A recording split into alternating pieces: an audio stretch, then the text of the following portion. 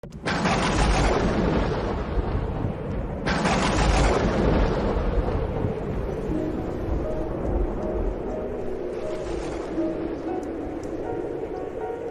ce temps-là, Jésus prit la parole et dit : « Venez à moi, vous tous qui peinez sous le poids du fardeau, et moi je vous procurerai le repos.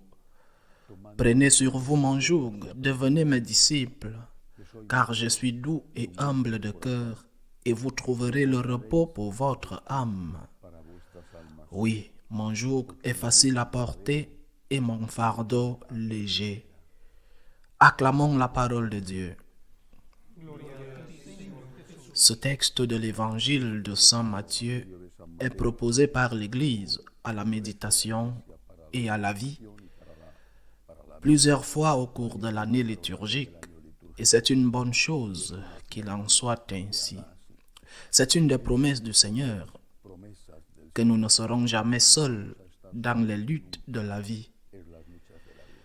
Mais c'est une promesse qui doit être clarifiée et bien comprise, sinon elle peut conduire à une grande confusion et même à une crise de foi. Que dit Jésus ? Nous devons prêter attention aux mots. Il commence par une invitation. Venez à moi, venez à moi. À qui adresse-t-il cette invitation ? Venez à moi, vous qui êtes fatigués et chargés. Venez à moi, vous qui avez des problèmes physiques. Vous qui êtes malades, tant de malades, de toutes sortes, il a guéri. Venez aussi à moi, vous qui avez des problèmes financiers. Vous qui n'avez pas de travail, venez aussi à moi. Vous qui êtes accablés par le poids de votre conscience, ou accablés parce que votre famille est brisée, ou accablés parce que la situation de l'Église vous pèse, ou accablés parce que dans votre pays vous vivez sans liberté, dans une dictature. Venez à moi, vous tous qui souffrez, et venez à moi quand vous souffrez.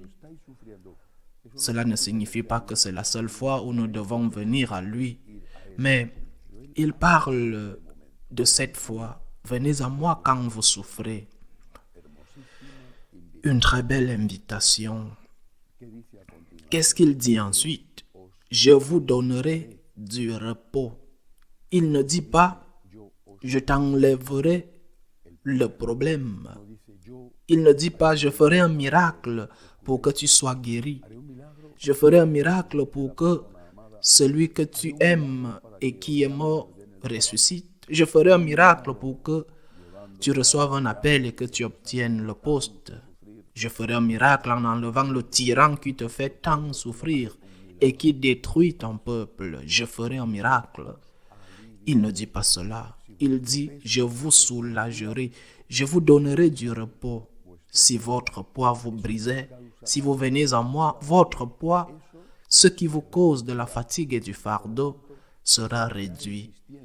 Donc, il continuera d'exister, mais il ne vous brisera plus. Si vous ne pouvez pas en supporter 100, vous en aurez 50. Vous devrez faire un effort. Et cet effort est bon, mais il ne vous brisera plus avec 100. Vous ne pouvez pas supporter 50. Le soulagement. Jusqu'ici, c'est facile à comprendre. Mais comment va-t-il le faire ? Comment va-t-il nous donner ce soulagement qu'il nous promet ? Et c'est le point le plus délicat et le plus difficile à comprendre dans cet évangile. Parce qu'après avoir dit « Venez, vous qui êtes fatigués, je vous aiderai », il dit quelque chose d'étrange, apparemment en contradiction avec ce qu'il vient de dire. Il dit « Prenez sur vous mon joug. Prenez sur vous mon joug. » Si tu vas mal, comment vas-tu porter le poids de quelqu'un d'autre? Si tu ne peux pas porter sur ton dos les 100 kg qui te brisent le dos, comment vas-tu porter le poids de quelqu'un d'autre et en ajouter d'autres?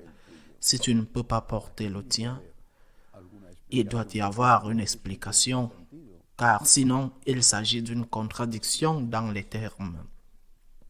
Quelle explication? Qu'y a-t-il pour donner un sens à cette phrase et à cette promesse lorsque le Seigneur dit « Prenez sur vous mon joug » Fait-il référence à un joug supplémentaire ou à notre propre joug qu'il a fait sien? Imaginons, supposons un instant, mettons-nous dans l'environnement et dans les circonstances de Jésus, qui a quitté le prétoire, gravement blessé et portant difficilement la croix sur le chemin du calvaire. Il porte la croix, il est écrasé par la croix, il est déjà tombé une fois. Les soldats ont peur qu'il n'arrive pas vivant au calvaire. Et l'un d'entre eux, un homme curieux, Simon de Cyrène, entend dire « Toi, porte la croix » et on le force à porter la croix du Christ. Le Christ n'a plus de croix. Maintenant, c'est la croix de Simon de Cyrène. Imaginons que quelques pas plus loin, Jésus vienne à côté de Simon et mette son épaule à côté de celle de Simon sous le bois de la croix. Cette lourde croix qui a écrasé Jésus, cette croix qui a aussi tombé sur le dos de Simon, plus fort et sans avoir été battu, cette croix est maintenant portée entre deux personnes. C'est ce que dit Jésus. La croix est notre croix. C'est notre croix. Et Jésus, dans ce calvaire, l'a faite sienne, totalement. La nôtre, celle de tous les hommes, de toute l'humanité, il a porté le péché de tous. Ses blessures nous ont guéris. Il a porté sa croix. À partir du moment où nous faisons l'effort de porter notre croix par amour pour lui, unis à lui, à partir de ce moment, nous lui donnons la permission de mettre son épaule sous notre croix, cette croix qu'il a faite sienne. Il nous la rend et il nous dit « Accepte-la par amour pour moi. Accepte-la par amour. » Simon de Cyrène a dû le faire sous la menace de la lance du soldat. Jésus nous dit « Porte-la par amour pour moi. Rejoins-moi sur cette croix. Unis-toi à moi dans cette croix.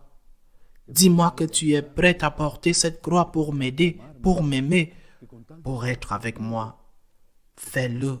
Et lorsque tu l'auras fait, alors tu lui donnes la permission qu'il vienne mettre son épaule à côté de la tienne. En portant la croix, c'est le joug de Jésus qu'il nous dit de porter. À nous qui sommes fatigués et chargés, il nous dit « Accepte ta croix, c'est mon joug, accepte ta croix. Accepte ta croix, accepte-la. Et alors je viendrai t'aider. Accepte-la par amour pour moi. Accepte-la en t'unissant à moi. Et alors je viendrai t'aider. Tu ne seras plus seul à porter la croix. Nous serons deux à porter cette croix. » Ceci est vrai. Cela s'accomplit toujours. D'ailleurs, il n'y a pas une seule exception. Cela s'accomplit toujours. C'est de la mystique. C'est quelque chose que la raison ne comprend pas complètement. Mais quand on en fait l'expérience, on voit que c'est vrai. Lorsque tu dis à Jésus, « Pour toi, Seigneur, pour toi », tu es immédiatement soulagé. Tu constates immédiatement que le fardeau qui t'écrasait est réduit. Pour toi, Jésus, par amour pour toi, avec toi, Seigneur, avec toi, pour toi, avec toi, en toi, m'unissant à toi en portant cette croix. Et ce qui était autrefois une malédiction, la croix, devient maintenant une bénédiction parce qu'elle te permet d'être avec lui. Le passage de l'évangile d'aujourd'hui se termine en disant « Mon joug est facile à porter et mon fardeau est léger. » C'est le même joug qui nous écrasait, mais maintenant en le portant avec lui, en le portant uni à lui, en appréciant même le fait que ce joug nous rende plus proches de lui, il devient un joug supportable et un fardeau léger. Il faut dire, comme Jésus le disait tant de fois, que celui qui a des oreilles entende, et que celui qui a des yeux pour voir, voit. Il faut dire, et je cite la phrase de Saint-Exupéry dans Le Petit Prince, que l'essentiel ne se voit pas avec les yeux, mais avec le cœur. Nous, catholiques, nous le voyons tous les jours. Les grandes croix, les petites croix, les croix qui nous angoissent, qui nous désespèrent, les croix qui nous enlèvent l'horizon, qui nous semblent sans solution. Avec toi, Jésus, pour toi, Jésus, cela devient une croix que nous pouvons porter parce qu'il la porte avec nous. Qu'il en soit ainsi.